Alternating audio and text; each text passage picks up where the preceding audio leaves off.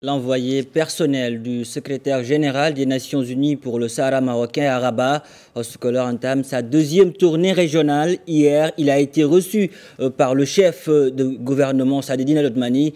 Oscoler se rendra dans les provinces du sud du royaume pour constater les efforts réalisés en matière de développement socio-économique dans la région. Je vois encore sur cette tournée de Oscoler dans la région à travers l'analyse de Charles Saint-Pro. Il est directeur de l'Observatoire des études géopolitiques à Paris.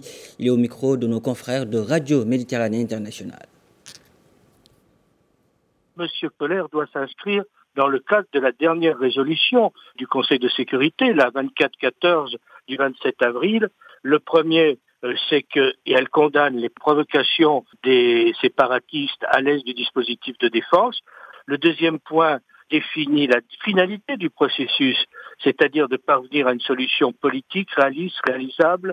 Et le troisième point, c'est d'identifier clairement les acteurs. La résolution 2414 a eu le mérite de demander que l'Algérie apporte une contribution importante au processus et s'engage plus fortement pour progresser vers une solution politique, c'est-à-dire qu'elle reconnaît de facto la responsabilité de l'Algérie. Et je crois que c'est sur ces bases que M. Koller doit agir et non pas imaginer des solutions à sa guise ou selon son humeur ou selon ses analyses qui, je le répète, il n'est pas un connaisseur accompli du dossier.